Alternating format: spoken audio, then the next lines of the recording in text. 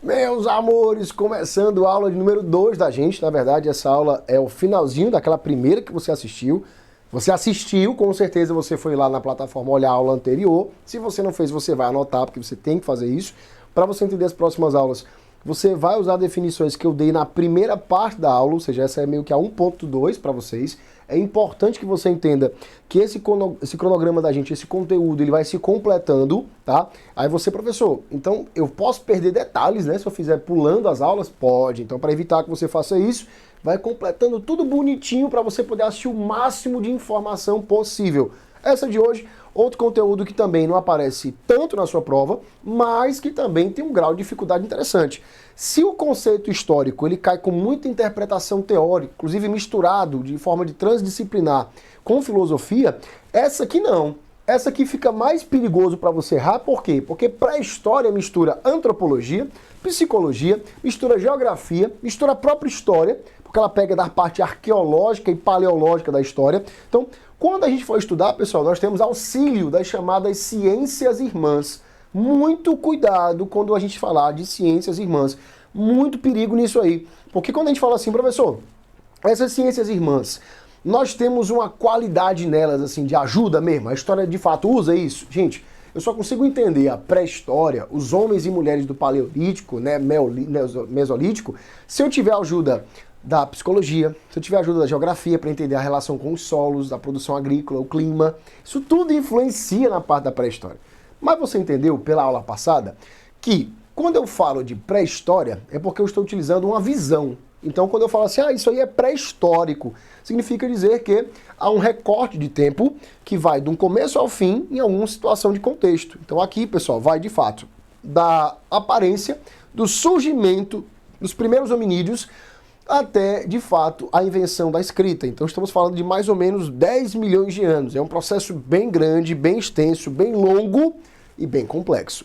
Primeira coisa para vocês é entender que essa definição de pré-história é uma definição positivista.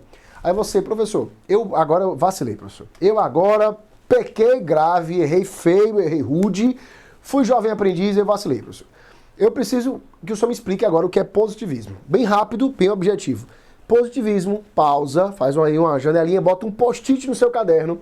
É aquele pedaço das ciências sociais que vai aparecer lá com um brother chamado Augusto Comte, em que ele afirma categoricamente que a ciência, de fato, enquanto sociedade, enquanto estudo da sociedade, está nascendo a sociologia, ela precisa entender um processo. Então veja, a história vai utilizar fontes escritas para narrar a história dos grandes estados, grandes reis, grandes personalidades, grandes imperadores. Então, imagem não vale. Biografia não é legal. Então, eu quero música. Não, música não. Só vale o que está escrito por fontes oficiais do governo. Porque essas fontes são as únicas confiáveis, segundo dizia Augusto Comte. É um Estado baseado na razão, na lógica, na ciência. Segundo o cara, ele vai chamar de Estado positivo ou método positivista. Só que essa versão, ele é completamente eurocêntrico. Isso aqui está inserido no contexto, meus amores, do imperialismo. Era uma forma de dominação sobre outros povos que não tinham a mesma cultura. Então, quando você for fazer essas questões, se brinca muito com esse assunto de que a pré-história, na verdade, é uma definição construída por europeus durante o século XIX, lá no imperialismo europeu, de falar que temos que dominar povos inferiores, povos primitivos. Então, essa mentalidade de que o espaço pré-histórico é um espaço de lugar primitivo é um espaço preconceituoso, é uma mentalidade preconceituosa puramente eurocêntrica do século XIX, que vai começar ali lá no darwinismo social até coisas bem mais graves na Segunda Guerra. Aí você, professor, tá, me explica passo a passo o que é que cada ciência irmã vai me ajudar nessa história. Vamos começar aqui com ela, pessoal, a paleontologia.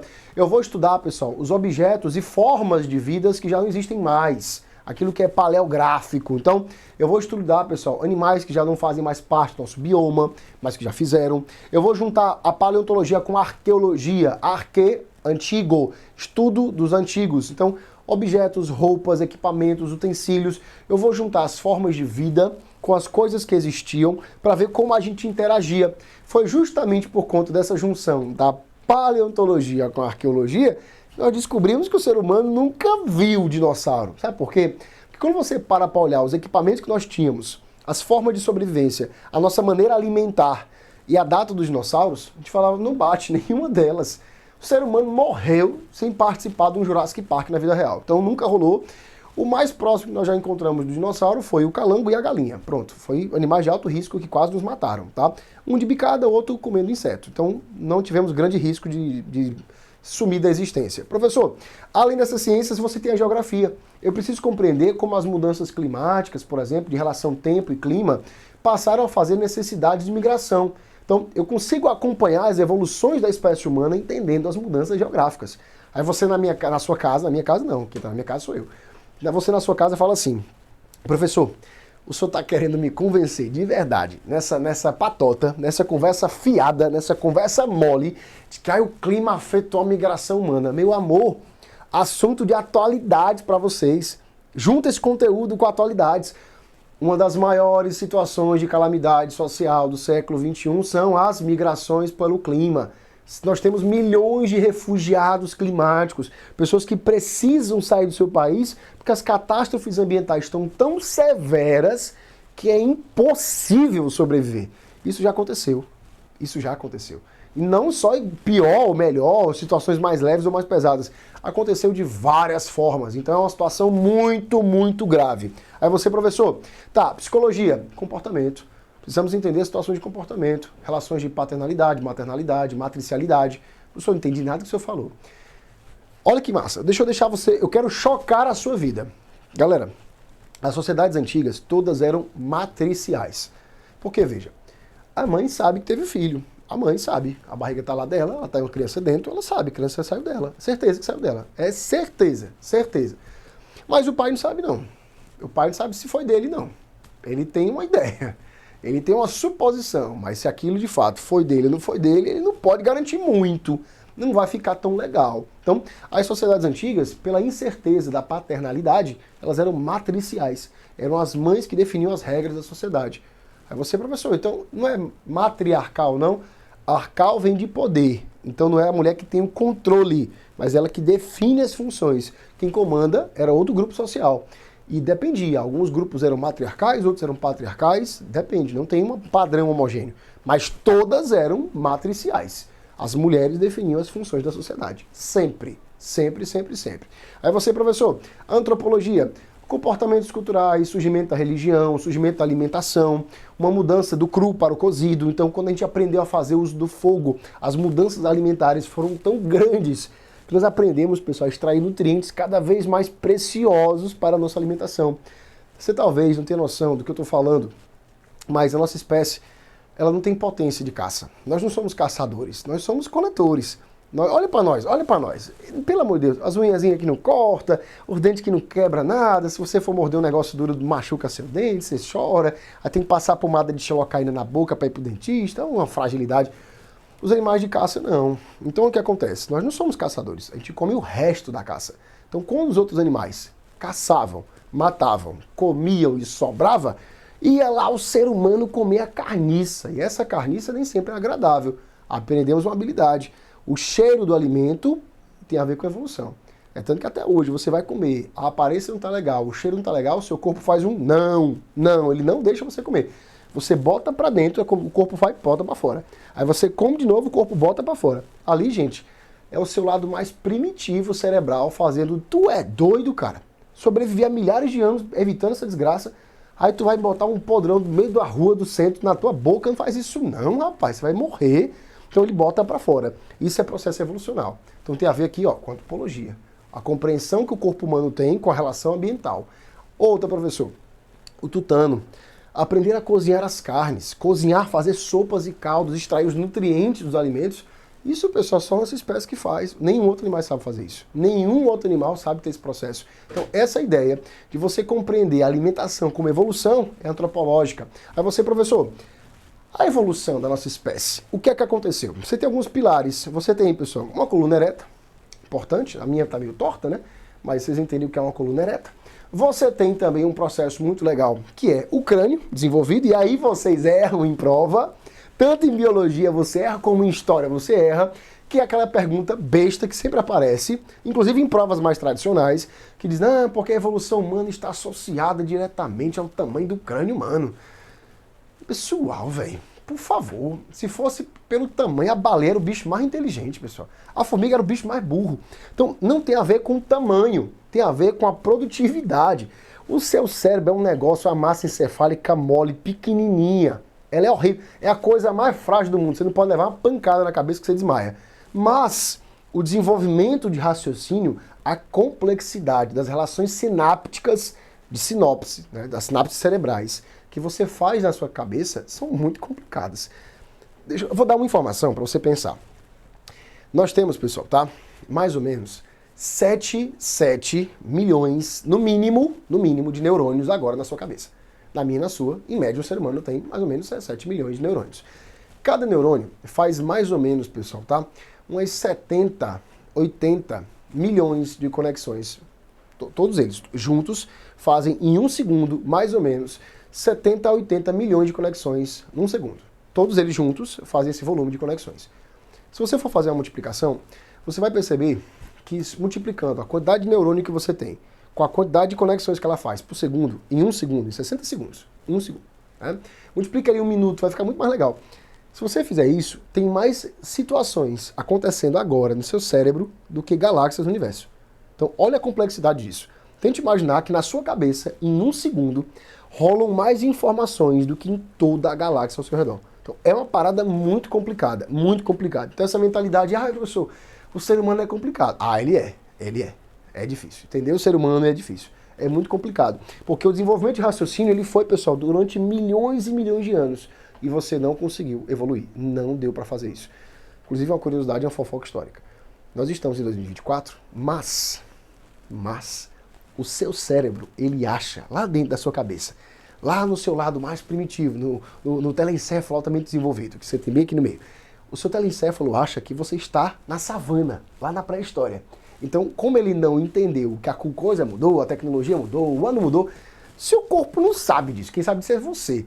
Mas o seu organismo, ele entende. Então, se você estiver em certas situações, ele vai reagir de forma primitiva. Eu vou fazer uma brincadeira aqui na gravação e você vai fazer na sua casa. Se eu falar a palavra bocejo e der uma pausa, você vai querer bocejar várias vezes. Você vai na sua casa e começar a querer bocejar. Porque o seu lado primitivo faz preciso pegar oxigênio. E ele começa a respirar. E aí se eu falar de novo, bocejo, você começa a bocejar. E aí, meu irmão, você começa a bocejar em massa. São gestos primitivos que o nosso corpo tem de reação, de evolução. Você reage disso, pessoal, de forma básica. Você vai pro médico, o médico dá uma marteladinha no seu joelho, seu outro joelho faz assim, ó. Você vai ter reflexo. Isso é um processo evolutivo que custou muito tempo para acontecer. Graças a esse processo, você está aqui hoje e outro animal não está. E você, caraca, professor, difícil, né? Complicado. Professor, e outra, que essa que eu estou fazendo agora, estamos bípedes, meu filho. Tá? Se bem que tem alguns seres humanos que são quadrúpedes, mas isso é um outro detalhe. Mas bípedes somos nós. Então, para você ficar em pé, coluna ereta e raciocínio desenvolvido, você gasta muita energia, mas você gasta tanta energia que você nem sabe disso. Professor, qual é a parte do meu corpo que mais gasta energia nesse momento? É o seu cérebro, meu filho. Você está deitado, dormindo, ele está consumindo 70% de energia agora de vocês. Então, cuidado. Bora para frente. Professor, essa linha do tempo vai ajudar muito para vocês entenderem o processo de evolução. Muito, mas muito mesmo. Acompanha aqui comigo. Estamos trabalhando de pelo menos 3 milhões de anos atrás, ali 6 mil. Aí você, professor, você não botou antes de Cristo. Eu estou incomodado que o senhor botou ADC. Eu não entendo, não. Eu só entendo AC/DC. Aí o senhor botou um ADC, eu estou confuso. Nós aprendemos na história que quanto mais inclusivos nós fomos, mais as pessoas costumam entender. Olha que legal. Nós paramos na história faz um tempinho de colocar antes de Cristo, depois de Cristo. Nem toda sociedade é cristã. Outros grupos sociais usam outras métricas para definir o tempo. Então você bota assim, ó, antes da Era Comum, depois da Era Comum. Só que aqui tudo aconteceu antes da Era Comum. Então você vai colocar, gente, o ADC. Acontece bastante. Professor, eu vi uma vez assim, ó, o AC minúsculo e o DC minúsculo. Significa o quê? É o antes do tempo comum, aí você subtrai o tempo, você não coloca a letra T, e depois do tempo comum. Alguns lugares do mundo, Paraguai, Uruguai, México, usam também, pessoal, tá? O antes da escrita e depois da escrita. Então você tem, pessoal, o AE, DE. Então o que importa para você entender isso aqui, ó. Estamos falando tudo antes de Cristo, antes da Era Comum, porque socialmente você entende o depois de Cristo, antes de Cristo, como uma etapa comum à história humana, tá?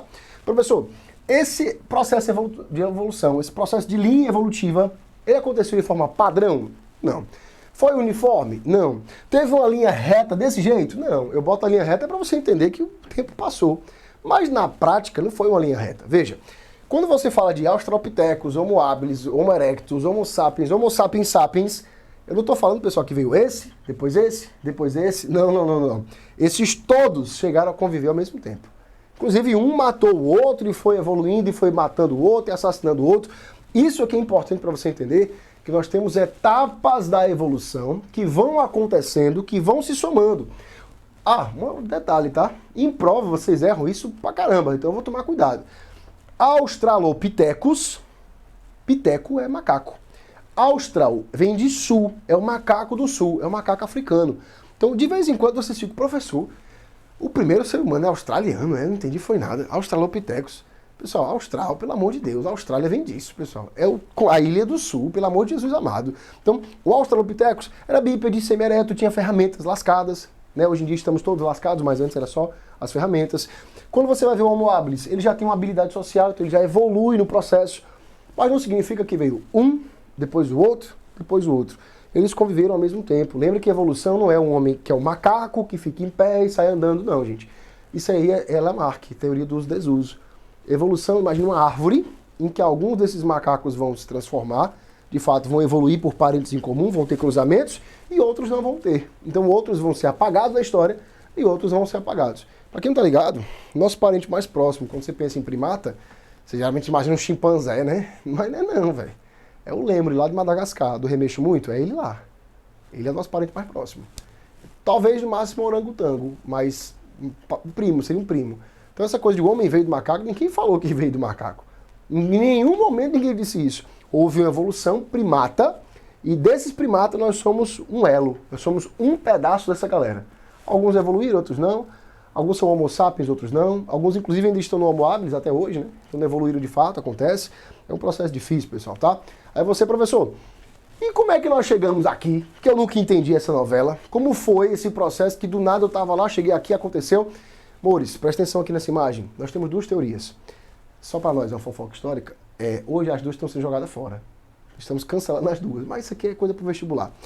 Para a sua prova de Enem, ainda vale isso aqui. Então você tem a teoria do Estreito de Bering. Nós fomos caminhando da África, Ásia, Sibéria, passamos por Bering, no Alasca, e descemos para a América do Sul. Essa, até um tempo atrás, era aceita, mas ela já foi refutada, o que é complicado. Professor, só tem essa? Não, nós fomos até a Ásia de novo, viemos para a Oceania. E aí, pessoal, a teoria é chamada de Malaio-Polinésia. Viemos da Malaia, Polinésia. Só. Quando eu mostro esse mapa, vocês fazem uma cara de, mas professor, é muito longe, pelo amor de Deus, como é que o ser humano pulou para a América do Sul? Ele não pulou não, gente. Lembra que nós tivemos, só para nós aqui, eras glaciais. E nessas eras glaciais, filhão, de fato, o mar estava congelado e com níveis bem menores, 300, 400 metros abaixo do que você vê hoje. Então, o oceano tinha mais terra disponível para caminhar por cima dela. Lembre-se que debaixo do mar existem bolsões de terras, nós temos pequenos morros de terras. Então quando você vê o mar baixar um pouquinho, você consegue até dar uma caminhadinha por cima dele. Óbvio, você vai caminhar pelo oceano inteiro e você morre, faça isso não. Mas alguns lugares você consegue. E eles foram caminhando por esses lugares, o que não deu, eles foram de fato usando, pessoal, tá? Navios. Aí você, tá, professor, por que essas teorias estão sendo jogadas fora? Nós aprendemos com o tempo que a data dos processos é muito importante. Aula 1 eu falei para vocês. O processo histórico tem uma linha do tempo.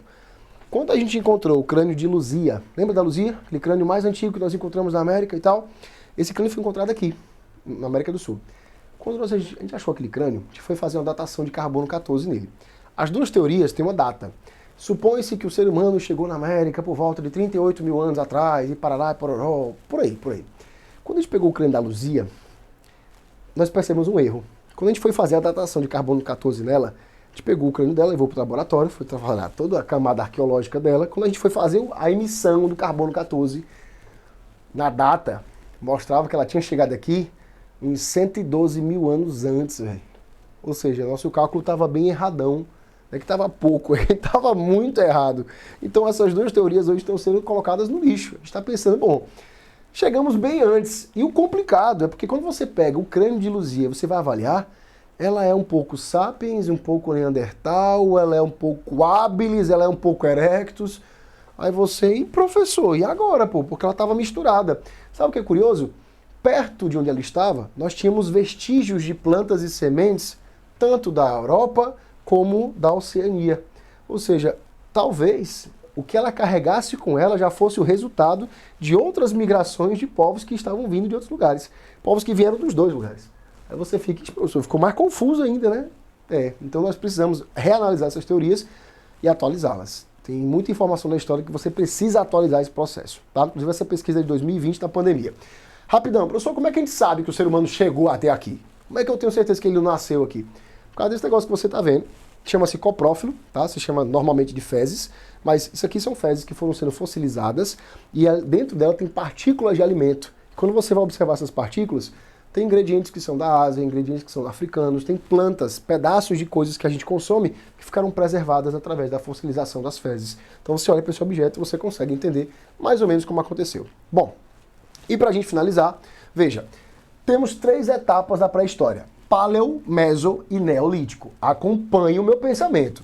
No Paleolítico, a sociedade era caçadora e coletora, mas, você já aprendeu, ela é mais coletora do que caçadora. Se você imaginar um prato de comida, você só tem um pedaço de proteína de caça. O resto, tudo que você tem é fruto de coleta. É coleta, não colheita. Cuidado para não errar em questões, tá?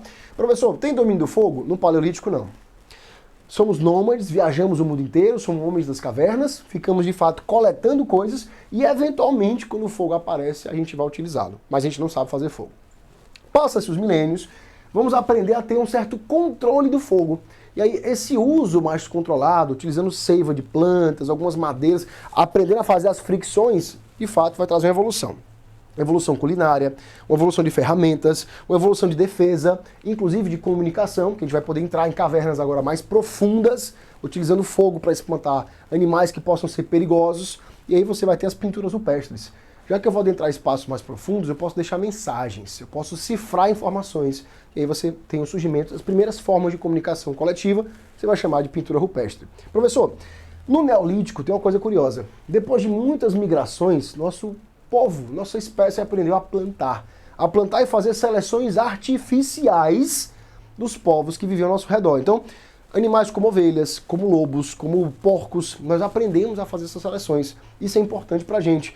Essa seleção vai trazer pra gente a chamada revolução agrícola. Nossa espécie aprende a plantar, ela aprende a colher, ela aprende a selecionar os melhores alimentos, as variações de comida melhor, os animais mais pacíficos, mais pacatos, que têm mais carne. Nossa espécie aprendeu a fazer uma seleção artificial muito positiva para a nossa própria espécie.